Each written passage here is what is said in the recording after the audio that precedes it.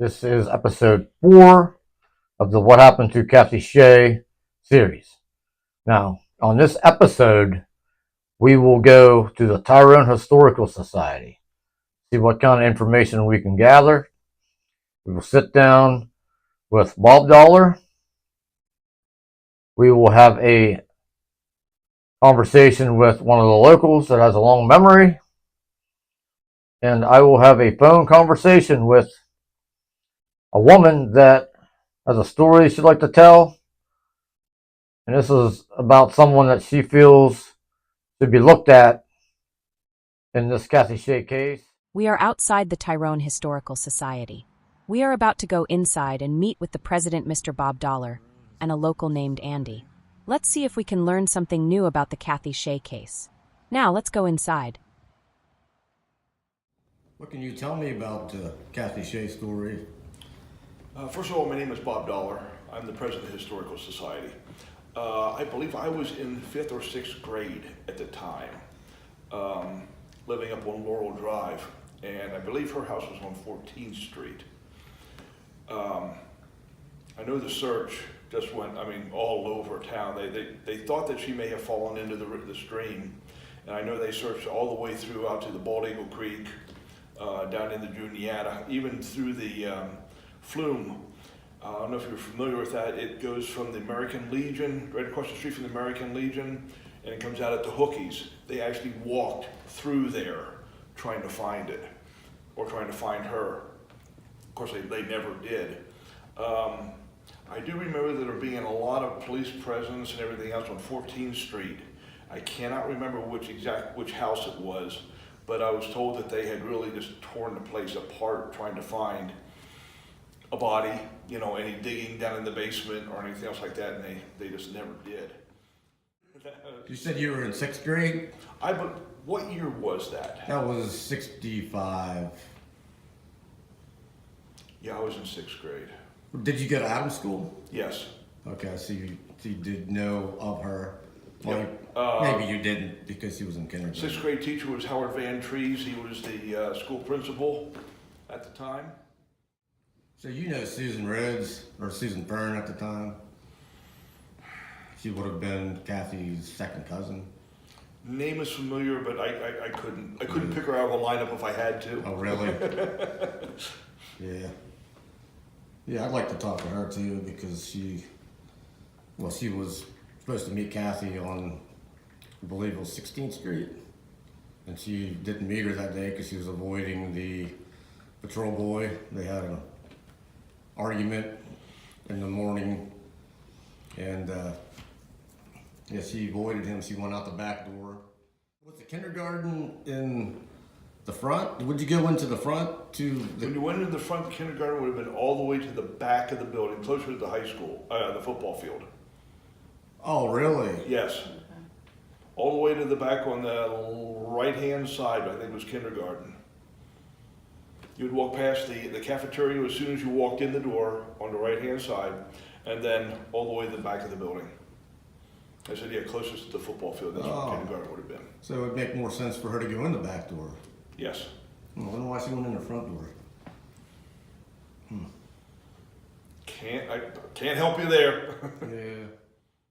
Did you know anything about like the people of interest, or I know I did some reading yesterday on newspapers.com, and they said there was a green vehicle parked on Adams Avenue and 17th, and it was parked on an angle. Like I know it's parallel parking there, but it was parked at an angle, and people thought that was highly suspicious.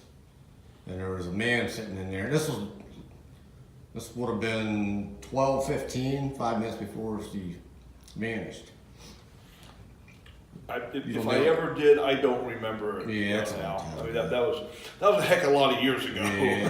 I'm grasping at straws at this point. But we would like to figure out what happened, but that's so many. Oh, I'll tell you, if we ago. could ever find out what happened to her, it would make national news. I think it would be fantastic if we could. Let me go over and check in the files and see if there's anything on Kathy Shea except, the missing persons or. Okay. See if we can You never know. find anything for you know?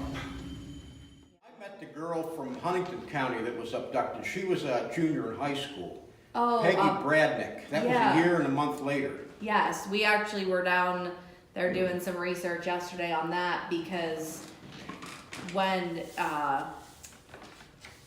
William Hollenbaugh, he had said to her that, you know, be lucky your parents are gonna know where you're at because Kathy Shea's parents don't. So then, Oh, I didn't know. yeah, there's a newspaper article about that. So then they thought maybe he had some kind of connection to Kathy Shea's disappearance, but he didn't drive. No. So that it's kind of impossible to come from Shade Gap to here on a bicycle, and Right. so She was the oldest of the Shea children. Now, her kindergarten teacher's still living. She's retired. Her name was Judy. She was Miss Ferrari then. Yeah. She's Judy Norris now. okay. Her and her husband had the store at Raystown. Yes. And they both taught Yeah. school. Yeah. Okay, Now, well, is he still living? he isn't. He was killed in an accident below town. She's still living. She is. She's Okay, retired. okay. Okay. That was Gordy. Gordy Norris? Yeah. Okay. Well, see, she did not come home, return from kindergarten that day. She was an afternoon student at Adams School. It was Miss Ferrari's first year to teach. She marked her absent. Her dad was home for lunch. She was getting ready to leave. He was a supervisor at the paper mill. He was home on his lunch break. He offered to give her a ride to school, and she said she wanted to walk. I think the last person to see her was a crossing guard. He was a retired railroader. He helped the kids across at North Avenue and 15th Street. He was the last person to see her. Yeah. And he said, better hurry along so you're not late. And I believe the one woman would be Doug Panacita's mother. Her husband was one of the villa owners. She was working at her window, kitchen window washing dishes, and saw her go by at North Avenue. Okay. She disappeared about North Avenue and Garfield Street. The bloodhounds lost the scent there. Okay. They think it was only a block from the school. They believe she was taken into an automobile. He read an article last evening that there was somebody that said it was a green automobile, but like no make or model. You probably don't remember back then here. I didn't remember any car being sighted. There were a couple persons of interest, but they're now deceased. Yeah. Do you remember Norman Shea by chance? Who? Norman, the uncle? Your uncle. Would that be her brother? She was the oldest of their children. Yeah, it would be her dad's brother, Okay, Norman. I didn't know him. Her dad was Jim. Okay. Yeah. Her grandfather had been a paper mill manager at one time. I think it was Jim Sr. Okay. Her He's- dad was a supervisor. He's the one that Shea Field's named after. Yes, he was one of the mill managers. There was Ferner Field is one. There used to be Bilger Field by the Legion. That's gone now. That was Pee Wee League. Oh, really? That was a mill manager. Oh, wow. That's interesting. I didn't know that. Huh. Is there anything And else? Camp Anderson was named for a mill manager. Oh, really? Yeah, I didn't know that. Yeah. Yeah. That's the picture that we have hanging in the other room. Yeah, Okay. He died in 27. weird picture. Oh, really? You know, wherever you stand, he's looking at you. Oh, really? Yeah, the eyes follow when you're standing there. We'll have to That check was that just a little better than a year before he died. Yeah. To get back to Kathy Shea, I remember they got it out that she was missing. They sent like fire trucks around with a PA system. Kathy Shea, please go home. And the next day they formed search parties. I know my dad and uncle, my dad bought a new flashlight and extra batteries. They met in the evening at Adams School. Okay. And they broke up. They searched, garages between houses Yeah. and hedgerows. It always turned up nothing. They Yeah. even drained some ore holes in their Weir's Mark, they thought, Okay. possibly. No, they did drain the reservoirs, right? I don't know whether they did that Okay. or not. I did hear that, but There was actually not really a trace. They looked in storm drains, lifted covers, yeah. nothing. The one state police, I think he's dead now, his name was Leamer, Fred Leamer. He's Oh, one of yeah. the detectives. I knew his daughter where I used to work, she was a secretary. But he was one of the detectives that worked on it. kind of went cold. They did Yeah. drawings of what she would look like, you know, so many years later. They put them on grocery bags. They used to do that at one time. Yeah. Oh, really? Have you seen this person? Yeah. Yeah. Yeah, she had been off school just maybe a month prior with a tonsillectomy and had gone back. Yeah. But Miss Ferrari marked her absent. She just thought she was sick for the day. Or Right. something, probably. Did you hear the rumors about the concrete slab that she might have been put in? Did you happen to hear anything about that, or where I that never would heard be? that. Like, I know a lot of locals say that, why didn't they check that freshly poured concrete slab? Oh, that's interesting. It burned in the 60s. They used a portion that wasn't damaged until they could build their own. Okay. 63, was that the fire on the sanctuary? I think 63. It was an overheated boiler. Yes, it will, yeah. The janitor was Oscar Boffman. You have a good memory. And Andy is just a wealth of information. Yes. That's basically what I remember of the Kathy Shea case. Okay. Then they started the block parent program here in town. What We is had that? state, that was, they put a sign in the windows, block home. You could run there if you felt threatened or. Like a safe house. Okay. Okay. Like if a kid thought somebody was after them, you know it's safe to go to this house. It threw a big scare into Oh, sure. Tyrone. Peggy Bradnick's case hit Tyrone very hard. Yeah. And you said you ended up meeting Peggy? Peggy, you said you ended up meeting Peggy? Bellwood. Okay. And I told her what I remembered. I was a third grader. Yeah. I remembered the morning it all came to a head. Yeah. They didn't have live from the scene reports then. Yeah. You had to go to a phone it into the news desk, or they'd make a video and then rush it to the station. Okay. I just remember the reporter, he's gone now, his name was Ted Johnson. He always Okay. had a military haircut. I remember him on every, there's obvious something has happened. There's a lot of confusion, a lot of scurrying around. There's definitely been a development. Yeah. And they didn't have any details yet. Then he went to a phone somewhere to phone it in, then he made a video. Okay. It's interesting. You think of And it? the state cop shot him from he was a sergeant. First it said a kid from one of the farms shot him. Uh-huh. Then it said one of the state troopers, it was a sergeant. Yeah. He was in a helicopter, he yelled over the PA system, I'm taking him down. She bolted, she got spattered with some of the blood. Okay. She ran, he came out of some farm close Okay. by. She ran to the house and they shot him and killed him. Yeah. She said she met two of his three brothers and they're totally different. Okay.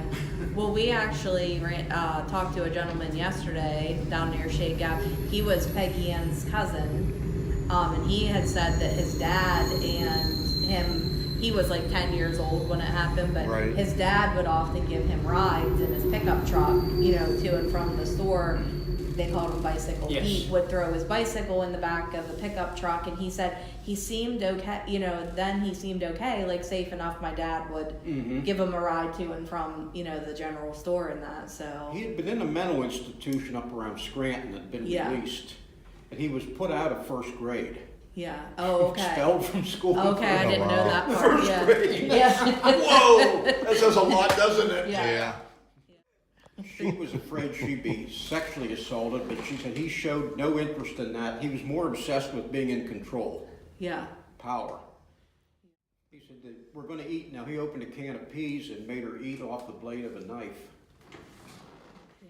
There's a movie about it, I had watched Yeah, it they did. a while ago, before, yeah. She commented on that. She said it's really not 100% like it was. Yeah, they never, Made- they never made some usually are, they movies. embellish it for entertainment, yeah, they do. yeah. She came to town on the anniversary of Kathy Okay. Shea. We had a Oh, program, okay. and she came because she knew it hit Tyrone very hard Yeah. when hers happened. Yeah, I've read she's like a very, like proactive for mental health awareness and people getting treatment and stuff, so. She said, I'm not really bitter towards Bill Hollenbaugh, but Yeah. Yeah, she's articles I read, she like forgave him because she knew he was mentally ill and that, so that, sounds like a very strong woman, so. Yeah, Yeah. she does. school was almost out for the year when that happened. There was only a few days left. Okay, I remember arguing in the lobby that morning. He said, oh, she's back with her family. I know she was taken to a hospital in Fulton County. Oh, yeah, it would be closed on that, yeah. She said her okay. feet, she didn't even feel the pain, the way her feet were from being all over that The mountain. woods, and, yeah. Wow. And said they cleaned her up. The Saturday Evening Post wants an interview with you. Because they got her hair all, she was full of briars. Yeah. Got some good stories. Yeah. Well, we appreciate your information. That's Well, very that's what I helpful. remember. I remember my dad joining the search party. He bought a Yeah. new flashlight and batteries. My uncle went with them. They broke them up out there. Met out at the lobby of Adams School, and they assigned them areas. Okay. Looked in storm drains. Yeah. I remember her clothes. She had yellow boots. I think she had a blue coat. Okay. That was a description. Yeah. Now, does she have blonde hair or brown? 'Cause I thought it was kind of blondish. In some of the art, I mean, to me, I mean, and I guess maybe because it's black and white, it looks brown to me in the pictures. Yeah. But the one article said that she had blonde. Her parents hair. adopted a girl later after that. I knew Yeah. her dad. He used to tend bar where I belong. Okay. He was well known. He was a steward at the Legion and the Elks, Jim Shea, and her mother. They had parted, and her dad, he dated her. He never remarried. He had an Yeah. apartment in Bellwood. He died like the 2nd of January the one year. They Okay. found him in his apartment. Oh. Jimmy Shea. did you know any of his other siblings, like Howard? No, he's the only one I really knew. And I just knew their Okay. dad was a paper mill manager, probably in the 50s. Okay. And nobody seems to know any of the siblings, Yeah. as far as, the uncles. Yeah. Yeah, her dad was a 43 graduate. He was with my in-laws. Oh, A lot of okay. people didn't care for him, I remember. Oh, really? Yeah, that's what there was some like things we heard. Maybe somebody, because he was a supervisor at the paper mill, somebody did it like in retaliation and things like that. But That was true. yeah, I remember Mrs. Panicetta was at her kitchen sink and saw her go by the window, cleaning up from lunch. yeah, And then that crossing guard spoke Yeah. with her. Okay. That better hurry along. yeah. So the Panicettis, would that be on 15th, or is that? They were on 16th. It was They were Jim. He and his two brothers and sister owned the villa restaurant. Oh, okay. And Mrs., she was cleaning, and he'd come home for lunch. She was cleaning up and remember seeing her going by the window on North Avenue. Yeah, they owned the villa. It's gone now, and they're all gone. Oh, well, Kathy Shea. Now, I was literally out of town. I didn't live in Tyrone whenever she disappeared, but my parents did. Oh, but her parents. Oh, okay. I didn't remember. Do you remember But her? no, she was younger. She was only a kindergartner. Oh, And at that time, I was, 19, 20? Oh, okay. Ah, Yeah, she was much later than when we went to Adams School. All right? But I did find out some information that I did relay to this guy in Florida who was continuing to follow the case. I guess, I don't know what they call it, closed or whatever, but they weren't doing any more work on it. Right. This was back in the late 90s, and I was visiting home. I was back in Tyrone visiting, and I was relating to my aunt at the time,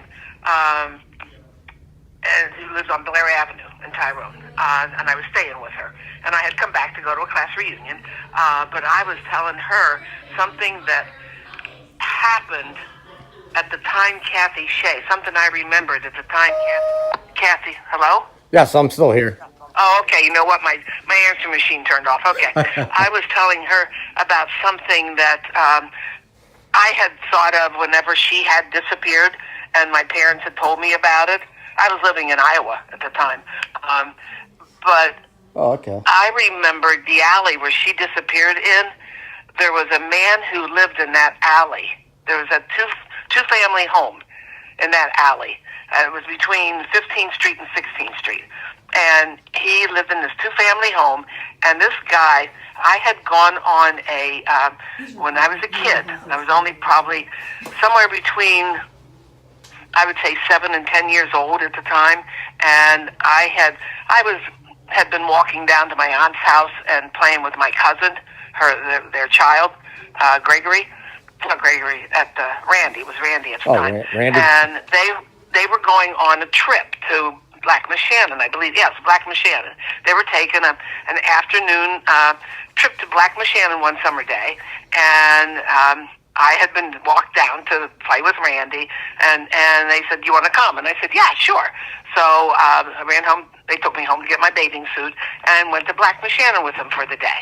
And it was with her, it was my aunt and uncle and their two kids, plus my aunt's sister, who lived, what's the street behind Blair Avenue? But anyway, her sister, Patsy, and her family. Well, what another man who went on this afternoon outing with us was Jim Faust, Faust or Fost. He had an appliance repair business in town. Drove a van. All right. Mm-hmm. Well, when we were at Black Shannon, a whole bunch of us had gone in the water. We're playing around, and it was like a kid with a man or an adult, female or male, and I was with this Jim Faust. And this was the kind of thing, you were throwing a ball around, we get on the guy's shoulders and bat the ball and everything. But I was standing with him, and I remember now, do you remember Black Shannon? Yes, I do. You know how the water there looks like tea. It's real dark. So you Right. can't see anything under the water. Well, he was reaching into my crotch. And I just remember, at that time, you have to remember, this was back in not even 1960 yet, like between 1950 and 1955. You didn't hear about child abuse, and you didn't hear about these things. So I didn't know enough to say anything to anybody. I just remember, I don't like this man. And I just got away from him. But he lived in that alley where Kathy disappeared. And I told Aunt Kathleen about it, and Aunt Kathleen said he had come after my uncle had passed away, he had come to her house one time. She had called for a TV repair. And he came into her house, and he tried to he kind of attacked her. I threw her down on the sofa and was trying to get with her. Wow. And she, right. So, I mean, so she just kicked him out of the house. Again, these weren't things that you talked about at the time. She just kicked him out of the house. So whenever, that had always been on my mind, though, about that guy living in that house. And I'm sure they searched that house. But he had this panel van that he could have taken her anywhere out of town, and nobody would have seen her if he had her unconscious or tied up or something in the back of his van. Right. So that had always bothered me, that I never said anything about at the time she disappeared. And then to hear from, when I was telling Aunt Kathleen that, and then to hear from her how he had made sexual advances on her, that I said, holy cow, I said, I wished I'd said something. So she encouraged me to go to the Tyrone police at the time. Like I said, this was a full 30 years or so after she disappeared. So I had gone to the Tyrone police, told them about it, and they're the ones who gave me the name of this guy to call in Florida.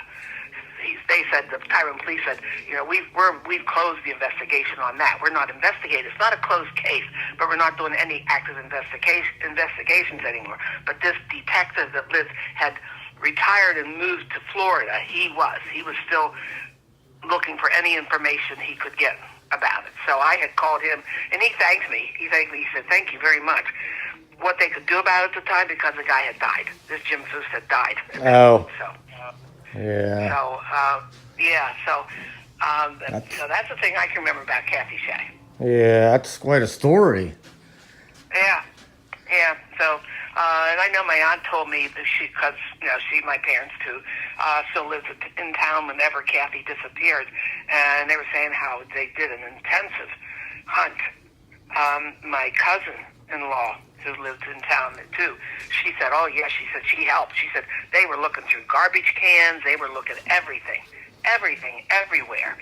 So that's always, whenever she said that always made me again think about this panel van and how he could have abducted her, put her in this panel van, and driven her out of town, out into the woods somewhere, going up Janesville Pike or something like that, Do you remember? So that's all. Yeah, go ahead.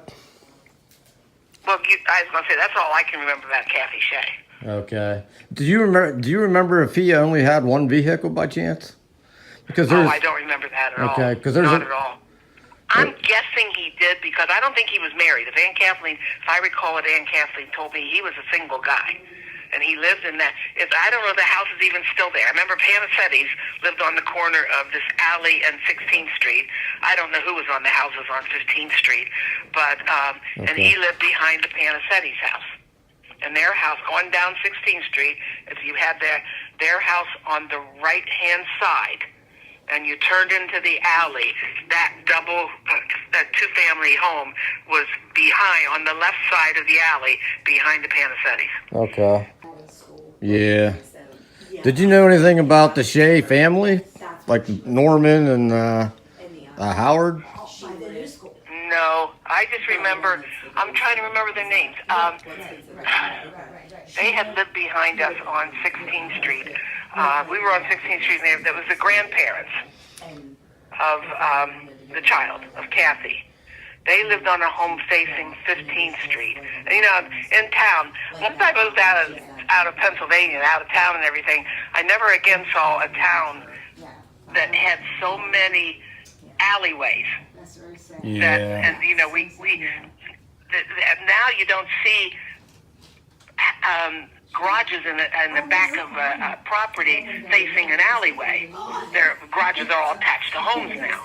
But back Tyrone, the way Tyrone set up is you had the garage, then it was at the back of your property lot and faced the alley. So the alley went between Clay Avenue and Madison Avenue, the alley that was behind my parents' home. We lived at the corner of Clay Avenue. We did at the time. I said, well, again, this all happened long before I was, or after I had moved out of town.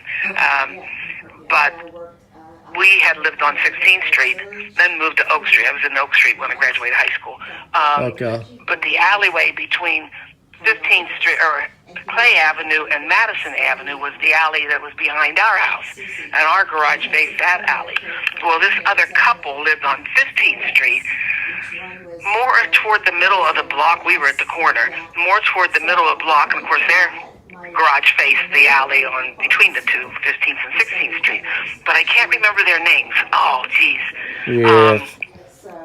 But that was the grandparents. And I remember Dad and Mom telling me the story about how they had set up a thing about blowing the fire whistles. It was found or something like that. Well, the fire whistle went off.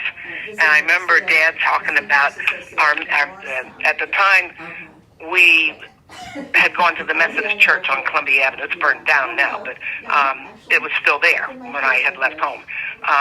And the minister at that church, that he took off. It wasn't an alarm to tell these grandparents that Kathy had been found, or they had information about Kathy, that it was an alarm for a fire. And that the minister took off in his car, and if I recall, theirs was like a little Volkswagen or something like that, and that he was actually racing so fast up to the grandparents' home to tell them, no, there's no news about Kathy, that he was going around corners on two wheels. Oh, He wow. was driving so fast to get up there to tell them that, no, there was no information about Kathy. Oh. I remember my dad telling that story at the time this was going on. Yeah. Yeah. That's interesting. They saw him driving because of where they were located, because he had to come. If you remember, the Columbia Avenue Methodist Church was on Columbia Avenue on 18th Street. So in order to get, the name was right there, tip of my tongue, these grandparents. In order to get to their house, he had to race up 18th Street, across Adams Avenue, up 16th Street, down Clay Avenue, and then across Clay Avenue, then up 15th Street. So Dad was at home. He might have even been working in the yard or something, and saw him racing by. Oh, wow. Yeah, so it was a big mess up. Go fix it. Yeah. Yeah, I guess that's all I do have.